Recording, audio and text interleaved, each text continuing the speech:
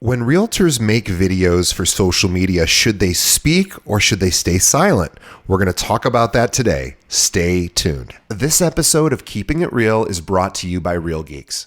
How many homes are you going to sell this year? Do you have the right tools? Is your website turning soft leads into interested buyers? Are you spending money on leads that aren't converting? Well, Real Geeks is your solution. Find out why agents across the country choose Real Geeks as their technology partner. Real Geeks was created by an agent for agents. They pride themselves on delivering a sales and marketing solution so that you can easily generate more business. Their agent websites are fast and built for lead conversion with a smooth search experience for your visitors. Real Geeks also includes an easy-to-use agent CRM. So once a lead signs up on your website, you can track their interest and have great follow-up conversations. Real Geeks is loaded with a ton of marketing tools to nurture your leads and increase brand awareness.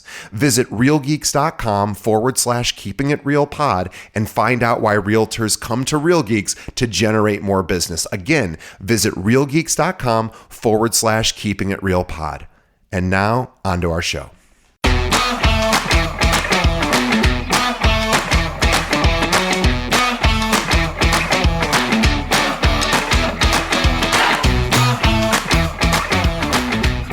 Hello, I am so excited to be back with you all at Keeping It Real. My name is Kim Rittberg, and I'm an award-winning marketer who helps real estate agents get better on camera, message themselves better, all to bring in leads and clients, right? Sell more homes, help people buy more homes, and all of that. Today, I want to talk about this concept of who cares if we hear your voice? Like, do you really need to speak on video, on social media, on your website, wherever? I want to explore this a little bit more. I'm not just gonna be like, yes, you must, but I really want to explore this concept because I have a lot of clients who come to me, a lot of agents across the country, and they are showing up on social, but they're not necessarily showing up on video, like in a really kind of an open way that lets people get to know them better. And I want to dive into this because I want to talk about the reasons why you should or shouldn't be on camera and actually speaking on camera and connecting that to your goals, right? So a little bit more about me.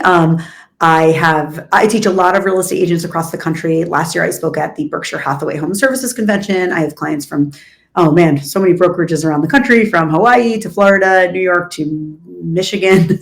I'm not that great with geography, but what they all come to me for is help elevating their brand, becoming the go-to agent. And I have several different programs.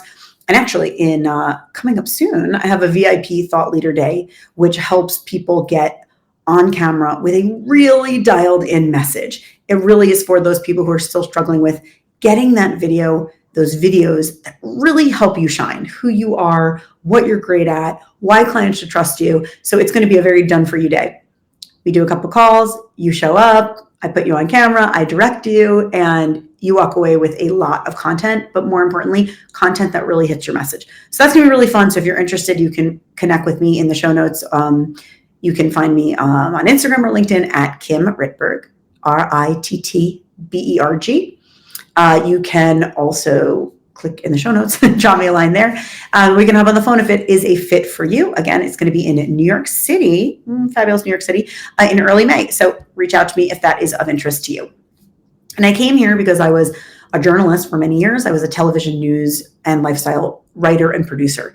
So when people say, "Oh, I hate being on camera," I help thousands of people get comfortable on camera. And it's not just accepting how you look and hating your voice a little less, but also understanding how to actually speak on camera in a way that really highlights you and makes you shine, where you feel good, but you also are authentic. Really, when you're showing up on video, you're like, that's actually me.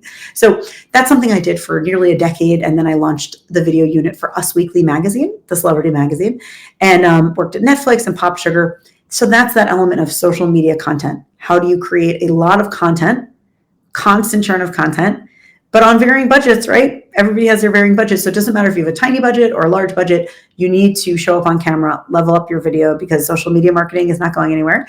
And so today I really wanted to dive into this element of speaking on camera and showing yourself and letting people hear your voice. I'm going to start with, that was me drinking water. I wanted to start with your goals. So it's important to remember, I always have like a sticky note method where I keep a sticky note on my computer and it has one or two goals for that quarter or for that 6-month period. And basically anything that doesn't align with those goals gets a no.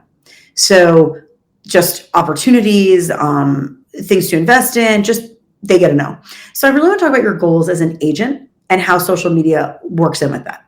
So your goals are to establish trust, to have people think you are trustworthy. Obviously, they are working with you and investing, a significant sum of money, but also it's a longer term relationship. So, they need to really know that you're going to be there for them, that you have their best interest in mind, not someone else's best interest in mind.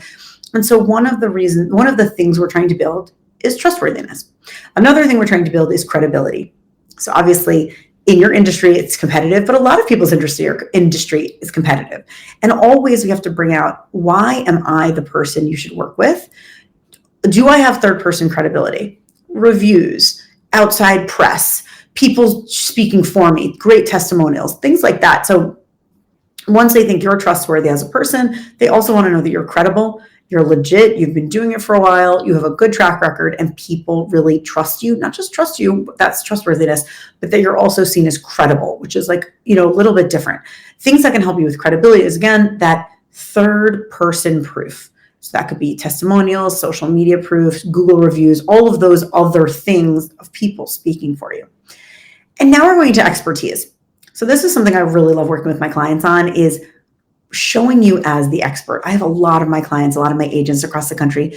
They aren't necessarily not showing up on social, but I would say we start with that personal lens, because we're on social and we're like, well, it's social, so I'll show up with my dog and my kids, and that's fine. But as you really look, anytime you're using social media and you're not using it for your business, that is a waste of time. I forget the average, but the average person spends hours a day on social media.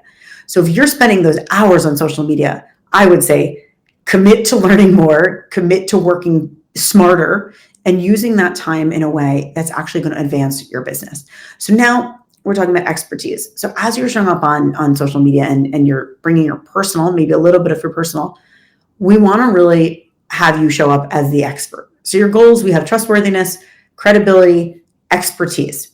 So we want people to see you as the expert.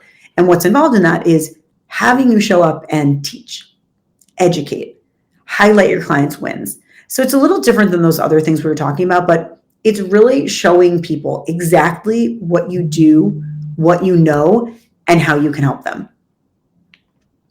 Now, another thing that we're talking about is relatability. Another goal is relatability. This isn't necessarily always a business goal, but it's a part of the marketing piece, because such a part of social media marketing is connecting to people on that human level. So when we're talking about relatability, letting people feel like you are someone that they could talk to, be with, be friends with, learn from. So social media is perfect for that, because it does have that element of one-to-one connection, right? You're on Instagram, LinkedIn, YouTube, whatever. It is a real person and you connecting. If they say something, they like your post, they comment on your post, they respond to something, they are connecting to you, they are relating to you, and they are feeling that you are relatable. So when we're talking about those goals, trustworthiness, credibility, expertise, relatability, I probably should have put in a different order so it has a fun acronym. CRET. Credibility, expertise, relatability, and trustworthiness. CRET. Anyway, but those things are sent way, way, way, way down the road. You will get so far with each of those when you start showing up on camera and showing your voice and speaking with your voice and letting people hear your voice. Why is that?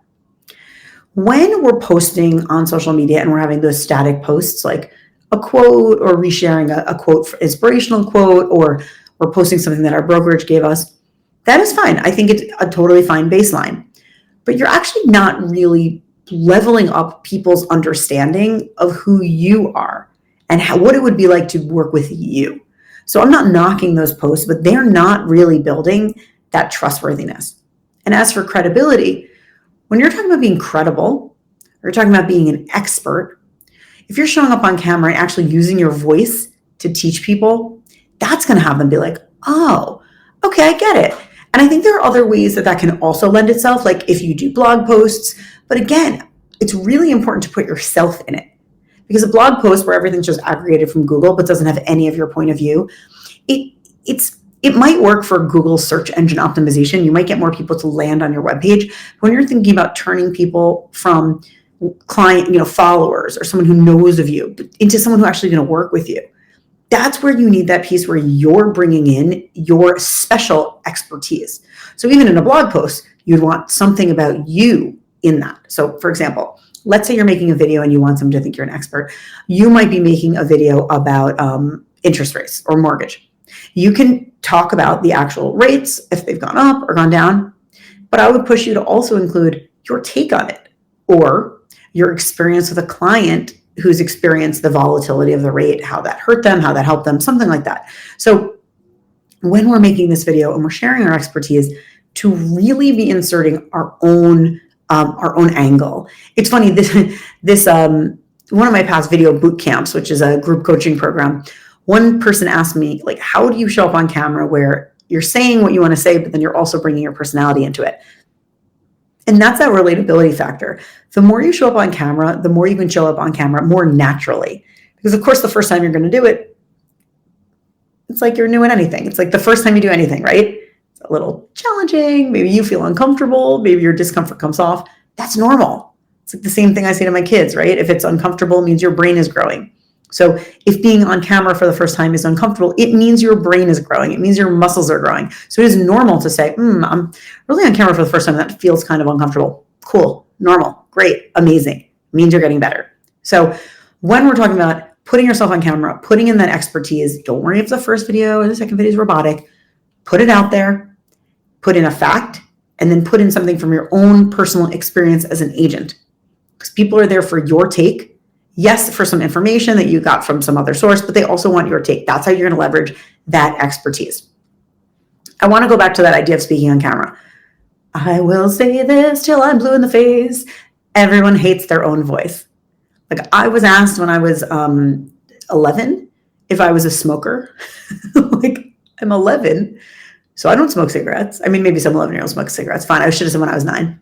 When I was 9, I had already this voice kind of raspy. And I'm like, okay, I have a raspy voice. I'm 9. It's okay, whatever.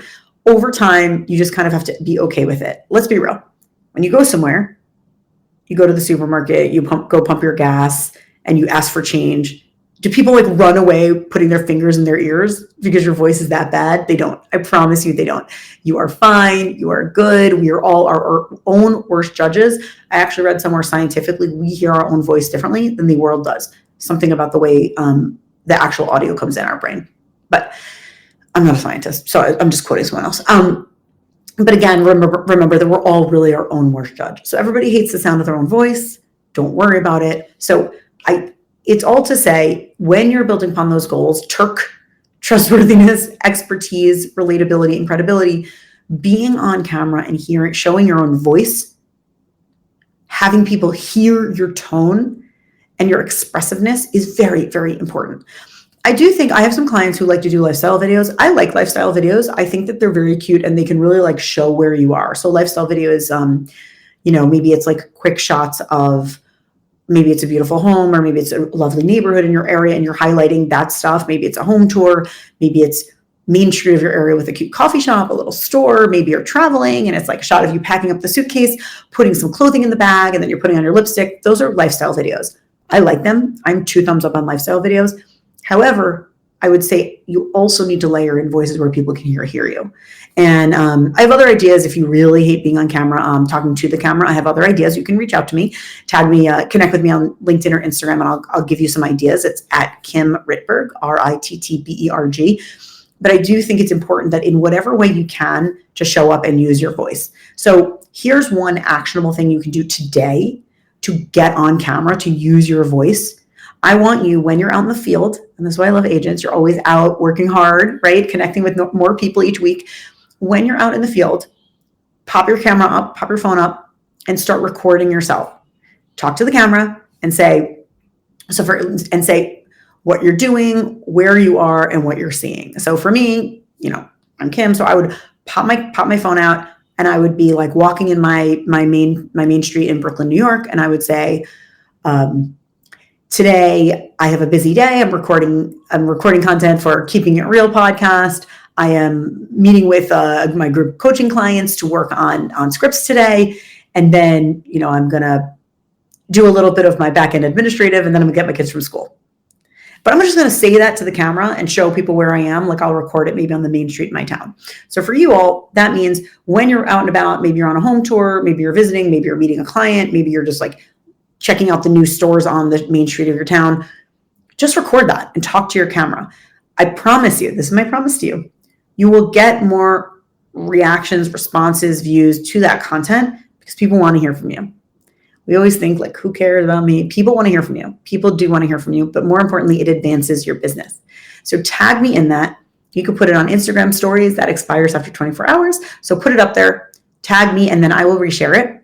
And if you are, really trying to get yourself on camera, but you're not like 100% there, or maybe you're comfortable on camera, but you just don't have those videos, I have my VIP Thought Leader Day coming up in New York City in early May. So connect with me if that's of interest to you. I work with you on your messaging. I train you for on camera. I will put you at ease. I'm a really good director and I make it fun. I've won 6 awards for my video work.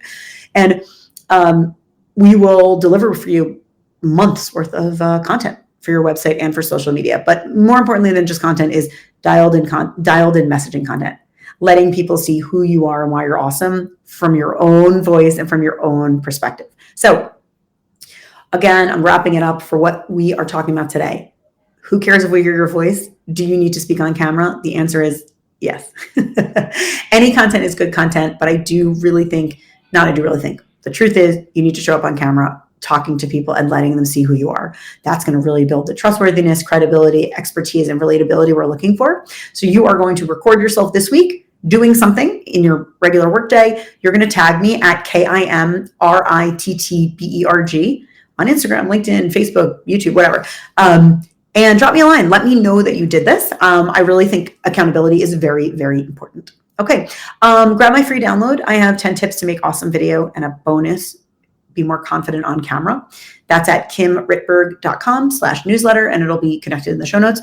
And go forth. Get on camera. Don't hold yourself back. Until next time.